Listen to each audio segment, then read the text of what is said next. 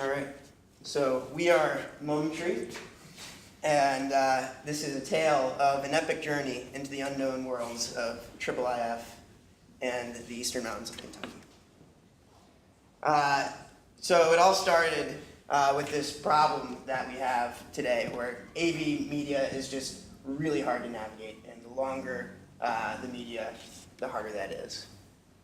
Doesn't have the same advantages that we all know from text in terms of discoverability, searchability, and just being able to at a glance see what you need. So, what did we decide to do? Oh, not sharing.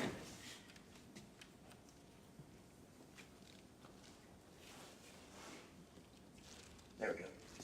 That's us, I'm sure. This is our world that we lived in.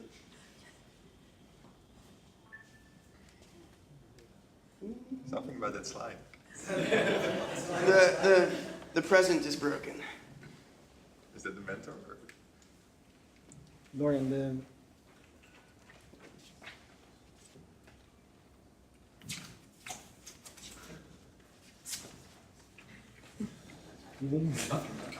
I think it's is it not connected? I can maybe I grab my computer. It's got mini display port as well if you want to try the adapter. Would that work? Right? Yeah. That's USB-C.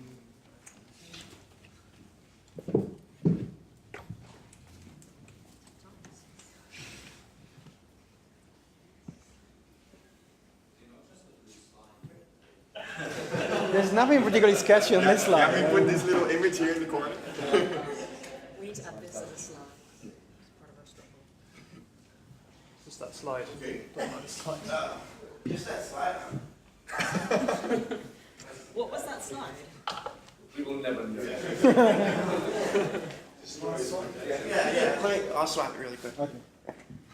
Good slide. That's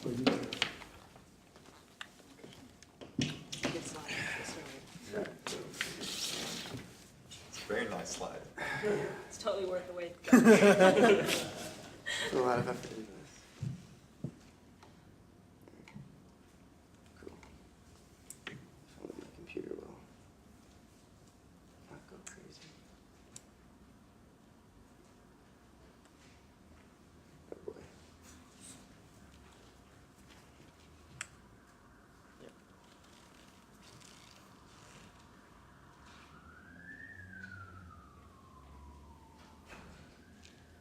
Pick maybe the slowest computer.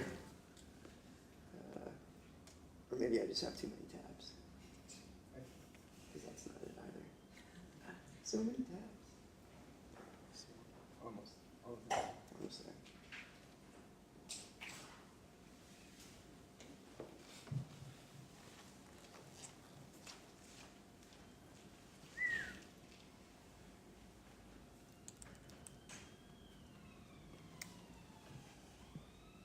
All right. Cool. So, we are Momentary. This is a tale of an epic journey into the unknown worlds of IIIF and the Eastern Mountains of Kentucky. So, our world today, as I mentioned before, incredibly difficult to navigate. AV media doesn't have all the same advantages of text in terms of discoverability, searchability, and being able to find what you're looking for at a glance. So, our call to adventure was to form the Annotation, Structure, and Interoperability Group to try and tackle this problem and embark on a quest to make AV media more usable. But it wasn't smooth sailing at first. We decided to splinter into 3 rival tribes. You've heard from some of them already. And our group specifically wanted to tackle a project actually that was helping with what I'm doing, a company called Their Story. For some very, very brief context, it was always my dad's biggest regret that he didn't record his dad's stories before he died. And so I started a project a couple years ago.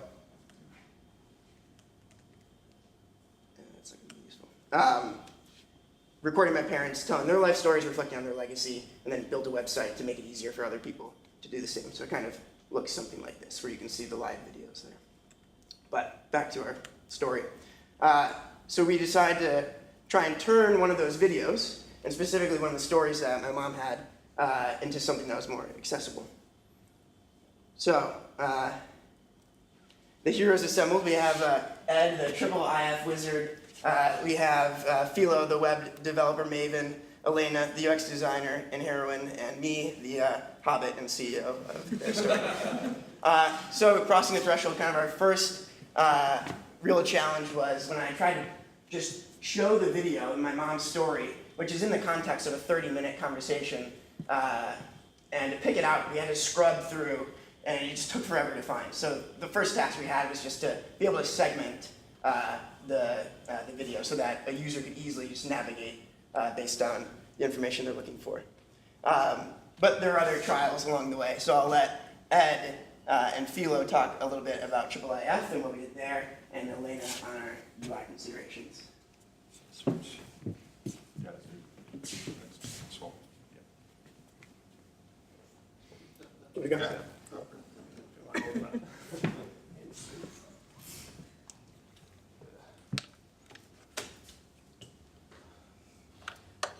And we thought the trials were over. They're just beginning.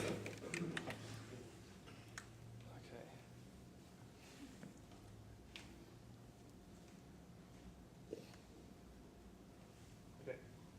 So, this is what we made. We've got a GitHub repository here, IIIF Video Nav Demo, which is also known as Muntree. And then that links to our live demo here.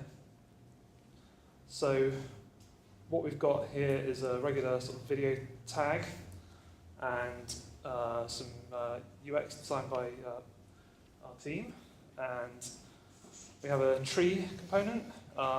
So what we're doing is we're loading a IIIF manifest and binding it to this tree component here. So what that enables us to do is expand and collapse that, and then click on these parts of the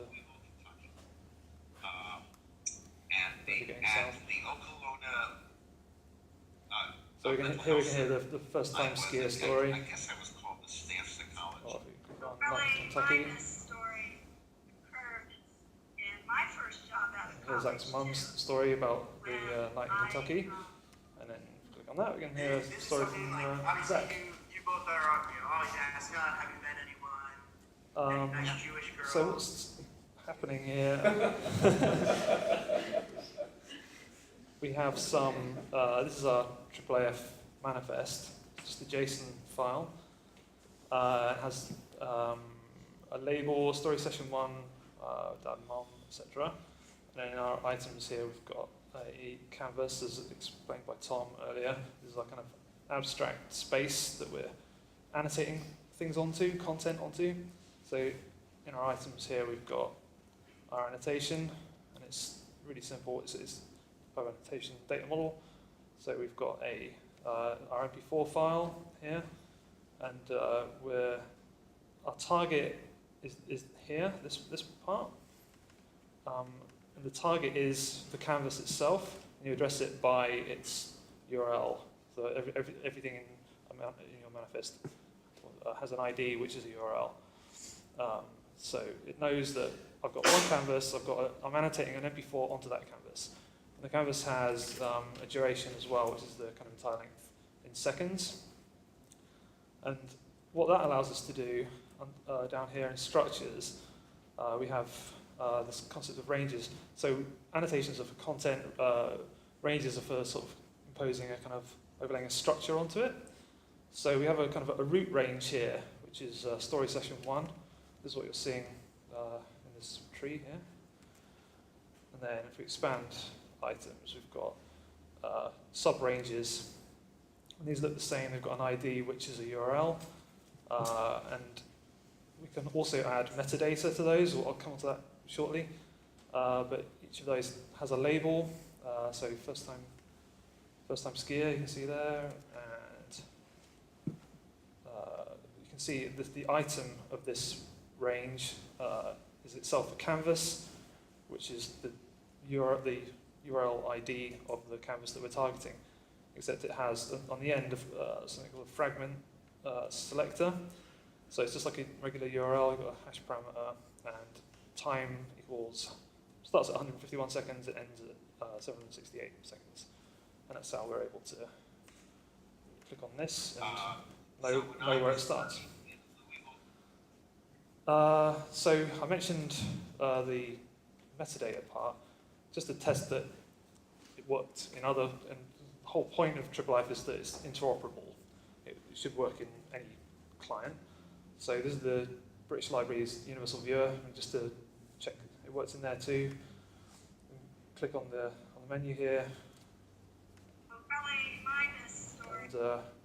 and it will actually highlight the duration of the range itself as well, so you can see where it ends. But as you navigate as well, it's updating this metadata panel.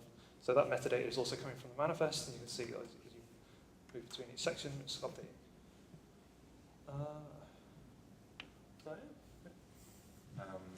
Yeah, so what for me was really interesting working with this standard, this TripleIF standard, is that Pietro earlier was talking about components and thinking in like componentized structures. And if you're using a standard like this, this really helps, I think, with thinking in a componentized way.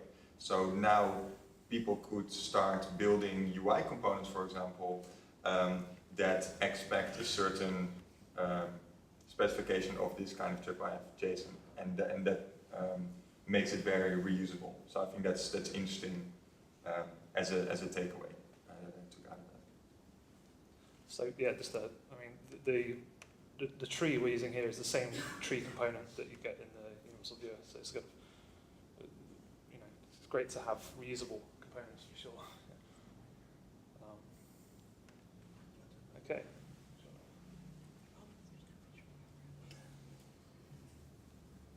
Maybe you can mention a little about in and out, how to move on. He showed it in the Okay. What we learned? Maybe? Or do you want to talk about UI, UX a little bit?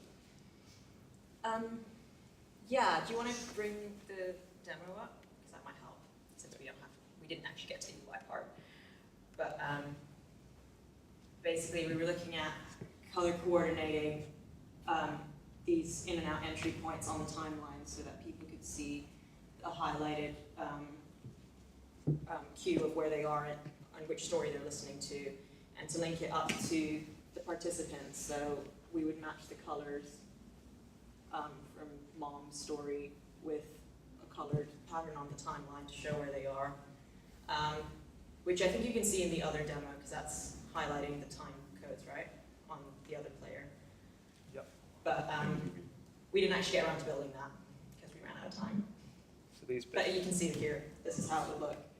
So you can see how much time you're committing by listening to that story. And we can even like change the color depending on who's telling the story to give you a cue like that. TripleIF use case there, Andy. That's the ranges.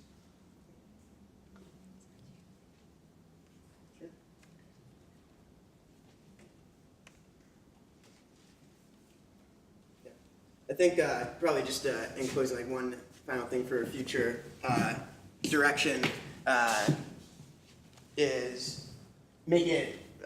One thing we had to do was just hard code the TripleIF manifesto manifest, and so one thing we were looking to do was actually just add a form as the creator of the video, where you can, as you're scrubbing through, simply click on a moment and then actually enter in the details that would be then ingested into the manifest. So you can create the structure really simply. So that's it. Thanks, guys.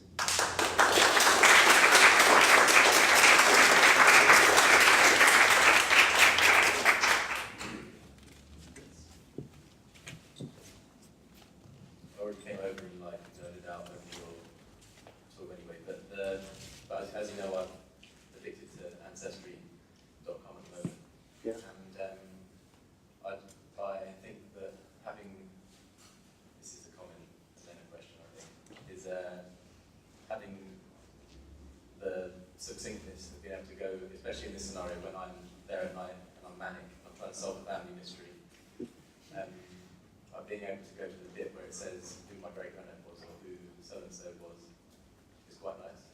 do wonder whether you kind of get those people references, like in the same way that some of the other projects were.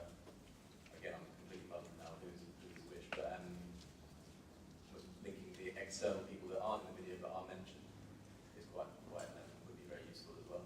Yeah. I think it'd be like I couldn't think of a more perfect project to use segmentation on. That would save my time.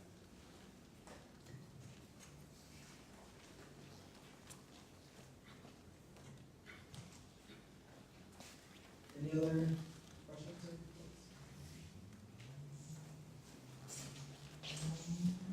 Are we able to play with this now? Use your website, and if not, when can we? Probably in about a week or so. Yeah. You can actually use it today if you go to alpha.theirstory.io, but there's no, it's not like styled, it's just the tool. Like I've used it with my parents, but I figure other people won't like the blank white backdrop. Minimalist is best. Yeah. Good. Very cool. Thank you. Anyone else? Cool. Thanks.